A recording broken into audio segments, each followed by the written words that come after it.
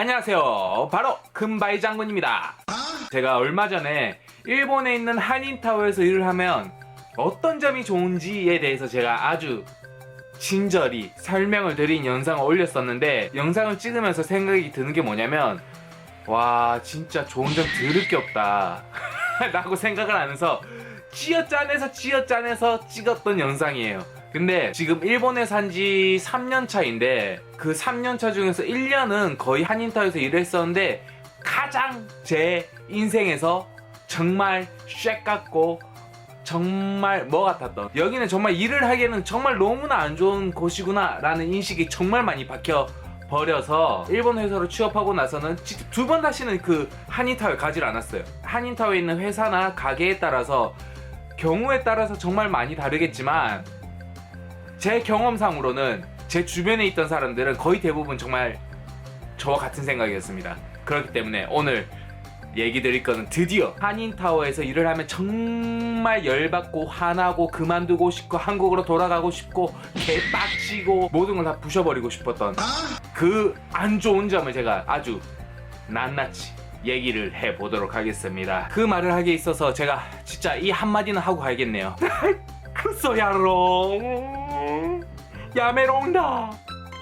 여러분들 한인타워에서 일을 시작하는 타이밍은 거의 다 대부분은 워킹홀리데이 비자로서 들어오는 사람들이 많아요. 워킹홀리데이 비자 같은 경우는 기간이 최대 1년이거든요. 거기에 있어서 무슨 문제가 생기냐고 하면, 구인 광고를 봐서 뭐 시급이 11,000원 이상이고, 그 다음에 교통비는 전부 지원해주고, 그 다음에 휴식 시간은 무조건 1시간에서 3시간 이상은 챙겨드립니다 막 이렇게 해요. 근데 막상 면접을 보고 얘기를 하다 보면은 반대인 경우도 있어요. 제가 지금 일본에 살면서 한국 식당에서 일을 한 곳이 4군데가 있거든요.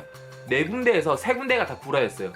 뭐가 구라였냐면, 연수기간은 한 달에서 2달 사이 되니까 500원에서 1,000원 정도 싸게 받을 수밖에 없다. 아 그래 오케이, 거기까지는 내가 인정한다. 왜냐면 내가 일을 하나도 모르고 연수기간이니까. 그럼 교통비는 어떻게 됩니까? 얘기를 하면, 아 교통비는 얼마까지 지원돼, 이렇게 해서 말을 바꾸는 경우가 많아요. 아니 구인 광고에서는 교통비가 전액 지원이 된다고 되어 있었는데, 그게 뭐 왜 저 같은 경우는 교통비가 다 안 나오나요? 이렇게 얘기를 하면, 아 그거는 샤이, 그러니까 여기에 있는 정사원이 되면 그 교통비를 전부 지원을 해준다는 뜻이야. 아 아르바이트는 몇만 원밖에 지원이 안 돼. 아 미안해, 이러면서 말을 바꿔요. 저희들 같은 경우는 어떤 생각이 들겠어요? 내가 당장에 지금 생활비도 필요하고 내가 월세 내야 되고 밥을 먹어야 되는데 돈이 없으니까, 시급이 짜든 그 다음에 교통비가 짜든 일단 일 시작하자. 오케이 알겠다 해서, 그러면 점심시간은 어느 정도 받을 수 있나요? 이렇게 하면 2시간에서 3시간은 기본적으로 받을 수 있다고 했는데, 사실은 날에 따라서 달라. 아 20분 쉴 때도 있고 아니면 못 쉴 때도 있어, 이렇게 얘기를 하는 경우 진짜 많거든요. 반대로 그 글 적힌 그대로야. 2시간 3시간 쉬고 그 다음 다시 일 들어가면 돼. 우리 같은 경우는 일을 완전 프리하고 완전 패밀리식으로 일을 해. 이런 식으로 얘기를 하면서 일을 시작했는데, 주말 같은 데 딱 되면 20분도 못 쉬고 30분도 못 쉬고 계속 촛뱅이 치는 경우가 정말 많아요. 밥을 먹을 시간이 20분도 없어요. 30분? 30분은 무슨 10분 안에 그냥 음식물을 그냥 목 안으로 쑤셔 넣어야 돼요. 그런 다음에 2-3분 그 담배 하나 뽑히고 그 다음 다시 현장으로 투입돼야 됐어요. 이게 무슨 말이냐면, 일본 같은 경우는 8시간을 일하면 무조건 법적으로 1시간은 쉬게 만들어줘야 돼요. 실질적으로 1시간 쉬게 만들어주는 가게들은 드물어요. 왜냐면 이해를 해요. 내 한 명이 빠지면, 내가 1시간 쉬면 이 가게가 리듬이 완전 무너져 버리고 다른 사람들이 다 힘들어하는 걸 알지만은 진짜 최소한의 휴식 시간, 점심 시간을 줘야 되는데, 그것도 안 주는 경우가 진짜 많기 때문에 진짜 조심을 해야 돼요. 한인타워에서 일을 구합니다 구인 광고를 글을 올려놓은 거랑 정반대의 경우가 너무나 많다는 거예요. 구인 광고만 보고 일을 시작하면 진짜 큰 코 다치는 경우가 너무 많거든요. 그리고 제가 일을 하면서 가장 화가 났던 게 뭐냐면, 구인 광고의 교통비고 나발이고 정말 갑질 중에 갑질을 하는 게 뭐냐면, 비자 가지고 갑질을 해요. 회사가 사람에 따라서 워킹홀리데이 1년을 해서 계속 일본에 있으려고 하는 사람들이 많잖아요. 하지만 1년짜리 비자이기 때문에 취료비자, 쉽게 말해서 취업비자를 받아야지 일본에 더 있을 수 있는 상황이란 말이에요. 근데 너가 취업비자 필요하면 말을 해. 언제든지 지원해줄게 막 이렇게 하다가, 이제 비자 갱신을 해야 할 타이밍에 내 위에 있는 상사나 아니면 선배한테 고민 상담을 해요. 아 팀장님, 아 점장님, 아 사장님, 아 부장님, 아 저 이제 워킹홀리데이 비자가 다 떨어져서 이제 취업 비자로 갱신을 해야 됩니다. 이제 서류 준비를 해줄 수 있나요?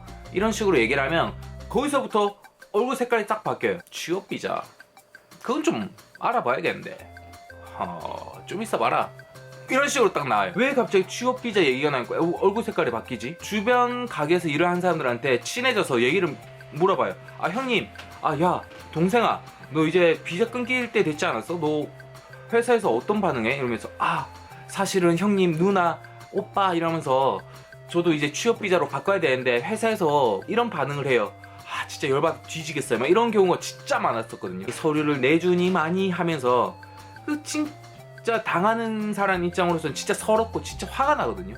그래서 저 같은 경우는 저 위에 있던 직장 상사분이 그 취로 비자가 한인타워에서 냈었는데 잘 안 되는 걸 보고 전 거기서 진짜 이렇게 때려쳤어요. 여기 있으면 진짜 큰일 나겠다. 이 회사가 크지만 비자 따는 게 여기 이렇게 힘들구나. 그래 나 그만둬야지 하면서 다른 일본 회사 그냥 바로 취업해버렸거든요.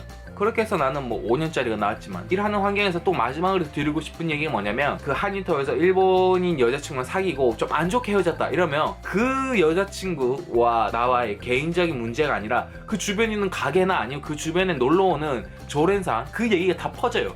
그렇기 때문에 굉장히 인간관계 때문에 오히려 더 빡치는 경우가 진짜 많기 때문에 여러분들 뭐라 해야 되지? 인간관계 때문에 진짜 많이 힘들었던 것 같아요. 인수인계도 그렇고 사실은 그다음에 갑질 때문에 그랬고 그다음에 놀러오는 친구들 아니면 주변 사람들 말 이런 것 때문에 진짜 많이 스트레스 받고 힘들었던 것 같았기 때문에 거기서 일을 안 하기로 결정한 거 정말 잘했다고 생각을 합니다.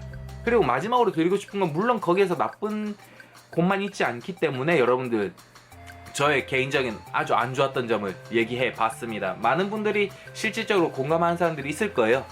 그렇기 때문에 여러분들 뭐 앞으로 뭐 워킹홀리데이 비자나 앞으로 일을 하시는 분들 많이 힘을 내주시고 앞으로도 더욱 재미난 영상으로 찾아뵙도록 하겠습니다. 그러면 큰마이 장군이었습니다. 안녕.